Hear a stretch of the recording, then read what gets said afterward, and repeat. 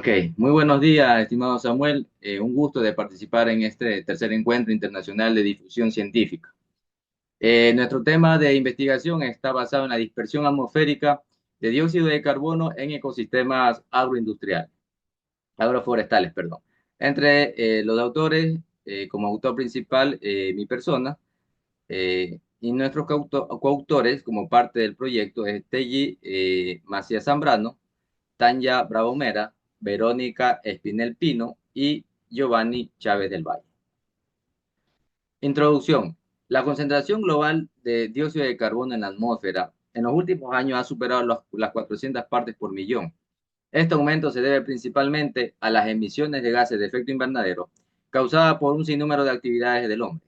La propagación de este gas en la atmósfera no es homogénea y está influenciada por factores como corrientes atmosféricas y las fluctuaciones estacionales, por supuesto.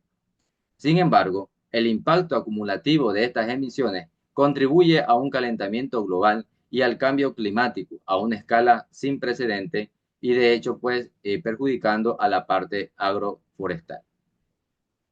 Como parte de nuestros métodos, materiales y métodos, tenemos que nos hemos basado en un método científico tipo cuantitativa y apoyado también con un simulador ScreenView Light Environmental, que es justamente basado en el modelo gaussiano.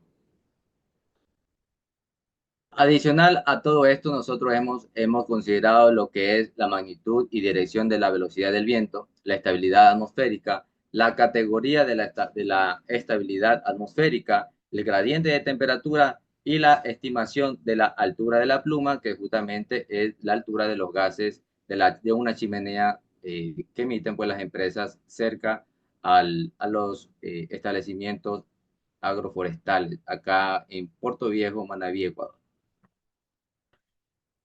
Dentro de nuestros métodos hemos determinado lo siguiente. Como características de las fuentes contaminantes de dióxido de carbono tenemos un tipo de fuente, es una fuente puntual, tasa de emisión de 110 gramos sobre segundo, la altura de la chimenea 80 metros, diámetro interno de la chimenea 5 metros, velocidad de los gases que se emiten desde la chimenea 22 metros sobre segundo, la temperatura de salida de los gases de la chimenea de 390 grados Kelvin, temperatura de aire ambiental 293 grados Kelvin, altura de la recepción de 5 metros.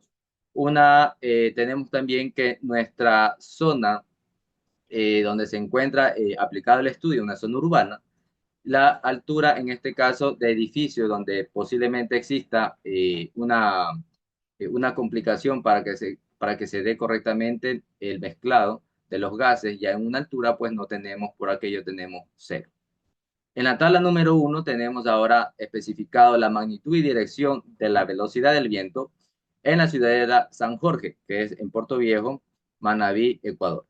Hicimos un test, ¿no?, de intervalos de un número de 10, en el cual nos da una dirección del viento suroeste, una velocidad del viento de promedio de 6.1 metros sobre segundo, con una temperatura promedio de 28.1.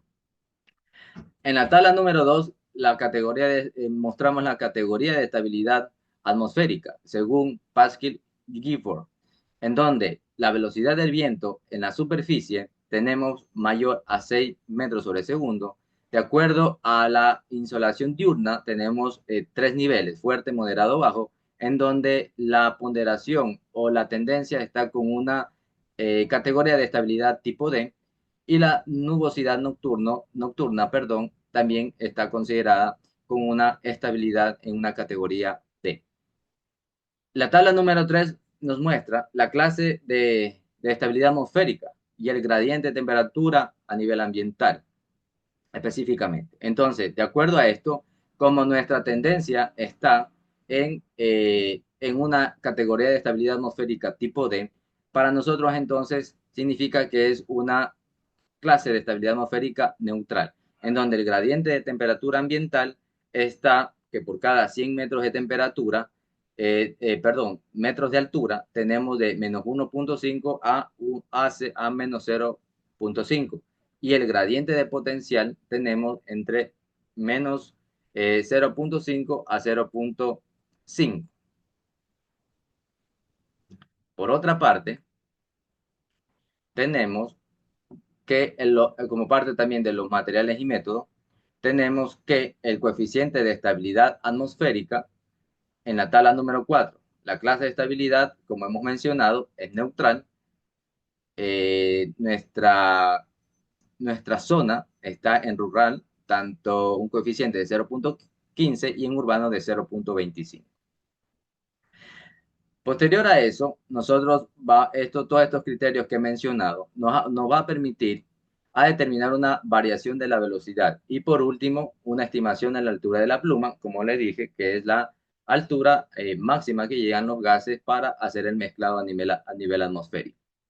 En este sentido tenemos que la variación de nuestra velocidad del viento es igual a la velocidad del viento que se toma a través de un anemómetro a una altura de 10 metros, y esto que es un producto del cociente de la altura del anemómetro sobre, altura de la chimenea sobre la altura del anemómetro. Y esto pues a través de un exponente de 0.25 por ser una área urbana, como lo manifesté anteriormente. Esto nos da lugar a una variación de velocidad o a una velocidad de 16.81 metros sobre segundo. Posterior a eso tenemos la estimación de la altura de la pluma, lo cual nos va a dar eh, un valor de 9.82 metros, considerando la velocidad de la salida de los gases por el diámetro interno sobre la variación de la velocidad. Esto que multiplica 1.5 más 0.0096, que se da dentro de lo que es en función al gradiente de la temperatura y ambiental y potencial. Y esto también que hace un producto en función al caudal que se maneja por parte de la chimenea sobre o dividido sobre la velocidad de los gases de salida en la chimenea por el diámetro interno. Y esto dándonos el valor que manifiesta de 9.82 metros, que va a ser la altura de la chimenea y en su capacidad, pues, va a ser la altura donde exista, pues, el mezclado de los gases de dióxido de carbono, en este caso, como objeto de estudio, en la atmósfera. Posterior a todos estos datos que he hecho una síntesis, nosotros ingresamos estos valores a lo que es el software ScreenView, en el cual nos permite hacer una estimación, en donde en la tabla número 5 tenemos la concentración de contaminantes a diferentes distancias. Nosotros hemos evaluado a partir desde la fuente de contaminación o contaminante, desde los 250 metros hasta los 3.000 metros, ¿ya? En donde nosotros vemos esa capacidad donde se puede haber algún tipo de afectación en la parte agroforestal, en donde con claridad nos muestran que a 250 metros y a 700 metros se encuentra tanto el mínimo de concentración y un máximo de concentración, en este caso del dióxido de carbono. Y tenemos también una gráfica en la imagen número 2 en donde nos indica, ¿no?, justamente el parámetro de concentración del contaminante en función a las diferentes distancias de evaluación. Como resultado, entonces, tenemos que por medio del instrumento de medición de CO2 Gain Express se obtuvo variables climatológicas como la velocidad del viento de 6.1 metros sobre segundo, la dirección del viento de suroeste, justamente en in situ, es decir, en la ciudad de la San Jorge del Cantón Puerto Viejo, Manabí, Ecuador. A través de esta visita in situ también fue importante que se pudo caracterizar, ¿no?, las fuentes fijas, como las empresas que cuentan con chimenea. En este caso se encuentran algunas fábricas de productos que se dedican al procesado, empacadura de camarón, empresas de Don Joaquín, que en este caso es de salsas de tomate, mayonesas, mostaza, y que justamente por el proceso de fabricación pues emiten estos tipos de gases de efecto invernadero. Por otra parte, durante la evaluación por medio del modelo de dispersión atmosférica, dióxido de carbono, se obtuvo que la concentración más alta, como les manifesté, está a 700 metros de forma lineal, ¿no?, en superficie, a 700 metros del foco contaminante, y el menor está a 250 con una tasa de 47, con 47,03 a 3000 metros, en este caso la más alta. Y 50,24 en una hora de ensayo, en este caso de las emisiones. Como conclusiones, es muy importante que desde la academia siempre se está interviniendo con acciones positivas, con el propósito de minimizar todas las problemáticas a nivel general en todos los ámbitos. Está enfocada justamente en la sociedad.